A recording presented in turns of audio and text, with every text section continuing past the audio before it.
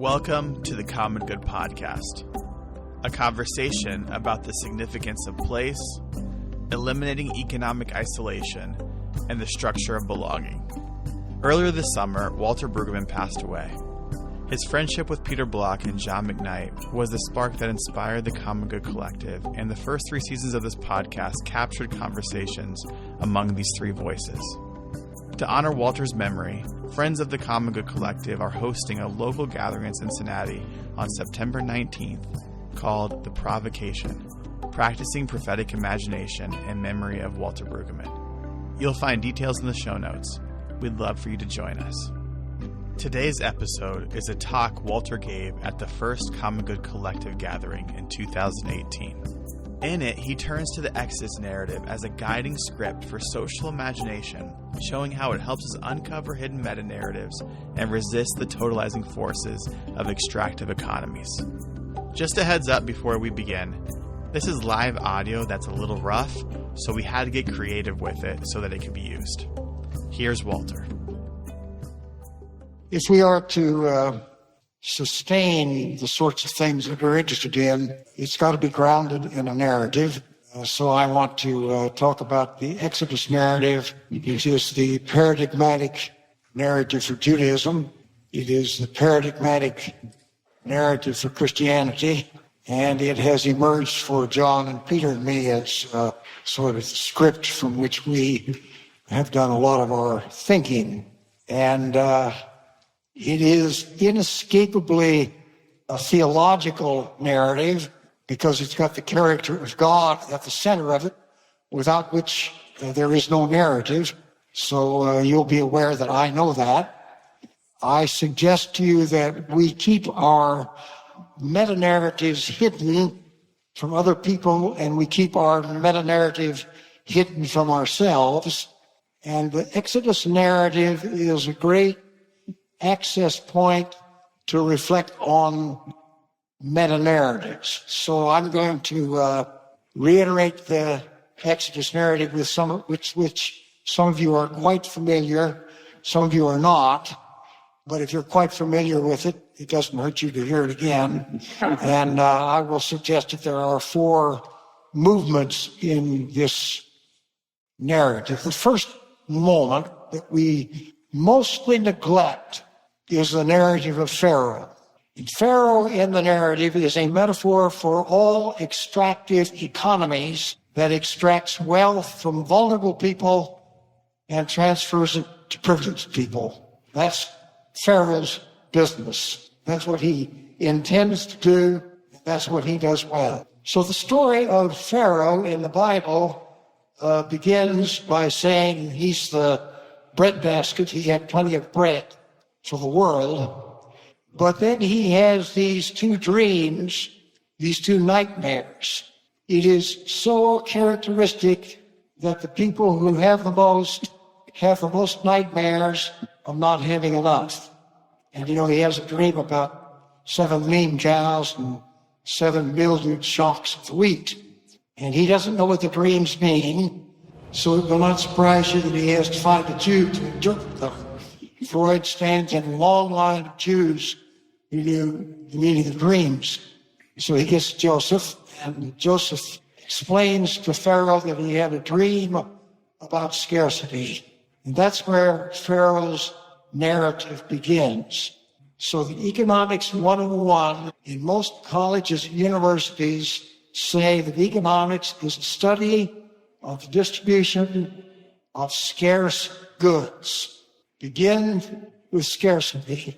And this nightmare of scarcity produced incredible anxiety in Pharaoh, so he had to find ways of responding to his nightmare of scarcity. And in order to do that, he recruits Joseph, who is an Israelite who forgot he was an Israelite. The story depends upon this particular Jew having amnesia about his identity. And you may know in a text that, I don't know whether it's read in the synagogue, it is never read in the church.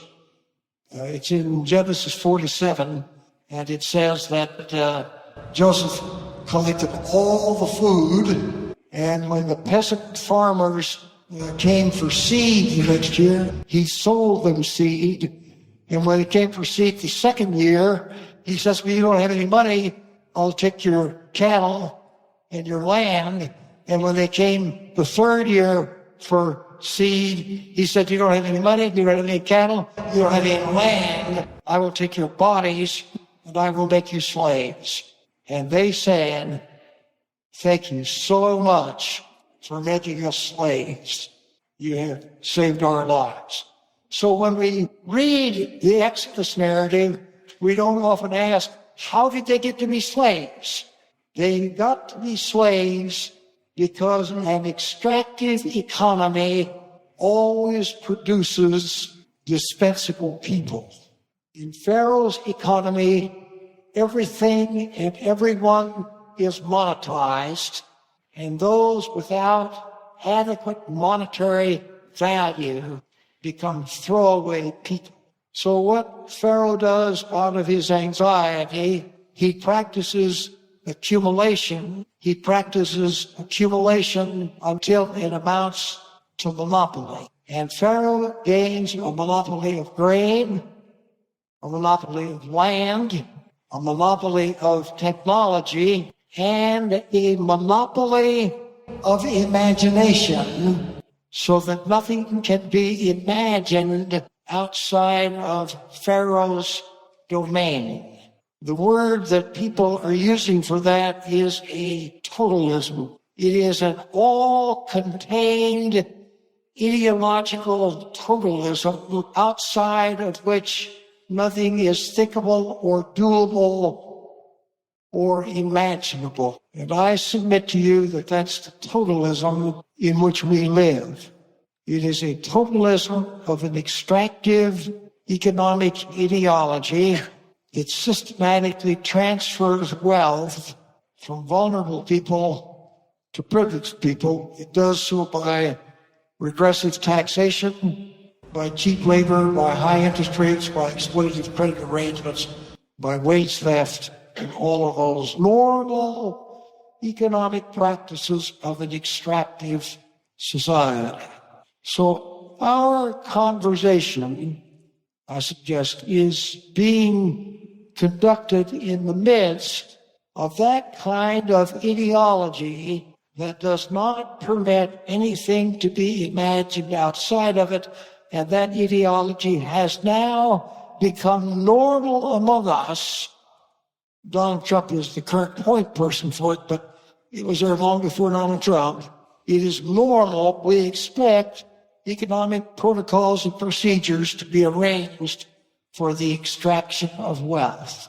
That's my first point in the drama. The second point is a wonder that the Exodus story is a story of people who had the capacity, it's inexplicable, of people who had the capacity to resist totalism and imagine life outside the totalism of Pharaoh. And for purposes of a neat outline, I suggest that there are these 5 points to Pharaoh of scarcity, anxiety, accumulation, monopoly. I didn't mention the fifth one is violence. Chapter 1 of Exodus says he treated the Hebrew slaves harshly. The protocol of scarcity, anxiety, accumulation, monopoly always ends in violence. So one can identify 5 acts of amazing resistance that are detailed in the narrative. The first act of resistance is done by these midwives, Shifra and Puah, and they are midwives that birth Hebrew babies, and particularly Hebrew baby boys, because that's what Pharaoh had prescribed. And the text says, this is the first reference to God, that they fear God. But when Pharaoh interrogates them, these 2 brave midwives do not say, we did it because we fear God. They say, we couldn't help it, it just popped out. So resistance begins, this is probably gender unacceptable, in surreptitious women. The second act of resistance, which we never read about in Church, is that in his indignation when Moses saw an Egyptian taskmaster beating up on a Hebrew slave, Moses killed the Egyptian. So departure from the totalism cannot happen without confrontational courage. Third, at the end of that chapter, it says that Pharaoh died, and the Israelites groaned and cried out in their affliction. They brought pain to speech. And when pain is brought to speech, it becomes a dangerous political force. Because Pharaoh does not care if there is pain, as long as it is not brought to speech. Finally, they were so desperate that pain must be spoken. So this is the beginning of the whole trajectory of laments that figure in the book of Psalms. They are laments that by and large the church has read out of the canon. So what the church does is to turn pain into guilt. That enhances the authority of the church. No guilt, it's just pain. And the text says, this is the first mention of God. God heard the pain, God saw the affliction, God knew their condition, and God came out. It is the public voicing of pain that summons God into the historical drama. And if pain is not publicly voiced, the silence will permit Pharaoh to be unfettered in his monopoly. Fourth step in the narrative is the narrative of the burning bush. God now makes an appearance in the narrative. And what happens in that strange episode of the burning bush is that God is a legitimator who invests the departure from Pharaoh's totalism as a holy mission. Maybe they were going to leave anyway, but now they understand that they have the forces of heaven allied with them in their act of civil disobedience, which is an overthrow of the system of totalism. So I believe that in the very long run, the sustenance of emancipation cannot be sustained without some awareness this is a holy enterprise in which the juices of heaven are legitimating. Martin Luther King certainly understood that.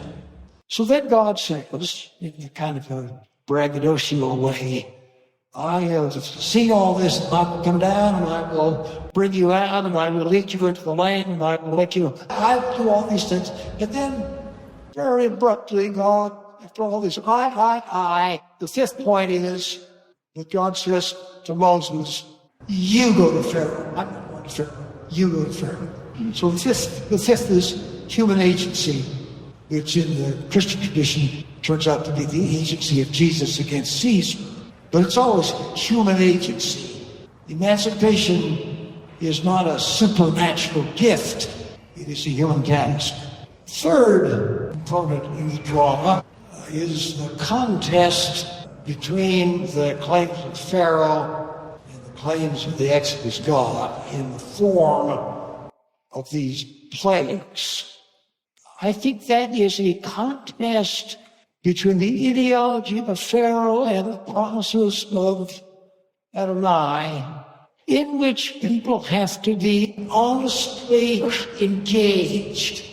I just saw Chappaquiddick. Have you seen the new film yet? Well, what the film turns on, it's a quite understated film, but it turns on all the advisors around Teddy, inviting him to lie and to say that Mary Jo Picknick was driving. And that would absolve him and he'd be home free. And he is so tempted to do that, but he finally will not lie about it. That's the contest. The contest is whether to submerge oneself in the dominant ideology to our great benefit, or to commit an act of resistance that is costly and inconvenient. It's a drama in the text, but I suppose it's anybody who becomes alert ideologically to the place in which we are all trapped by Pharaoh. It becomes a real life or death contest in which many people are now engaged. There are 2 points in the plague cycle that interest me particularly. In the third plague, which is gnats, Moses and Aaron, the first 2 plagues, they do anything you can do, anything good is to do, it's draw. In the third plague, Moses and Aaron make gnats. And then it says that the Egyptian scientists tried to make gnats, and they couldn't. Which means dramatically, we have reached the end of the competence of Pharaoh's apparatus. And what many people now know is that we have reached the end of the ideology of extraction in its capacity to make us safe and to make us happy. Very many people now know that this system does not make us safe and does not make us happy. The other interesting item in chapter 12, where Pharaoh makes his last appearance before he has to tread water, he says finally to Pharaoh, he catches on, and Pharaoh says to Moses, please leave. Take your wives and take your children and take your flocks and take your herds and leave. And then he says, before you go, bless me. Pharaoh asking Moses for a blessing. I think it'd be like Donald Trump asking William Barber for a blessing. So I believe that the Exodus narrative is designed for liturgic reperformance. And what happens in the drama is that Pharaoh gets smaller and smaller and smaller and smaller to irrelevance. And the God of emancipation gets bigger and bigger and bigger and more powerful. It is a drama that is worth doing because very many people believe that military consumerism is invincible. There's no way out of it. So we need to use our artistic capacity to diminish it. And the fourth concluding moment is when Miriam and the other women take their tambourines and dance, free at last, free at last. Thank God Almighty, free at last, in which they celebrate the fact that Pharaoh has been defeated. Pharaoh's ideology has turned out to be feeble and false. And what happens is that the lament that began the story in chapter 2 is turned to doxology in chapter 15.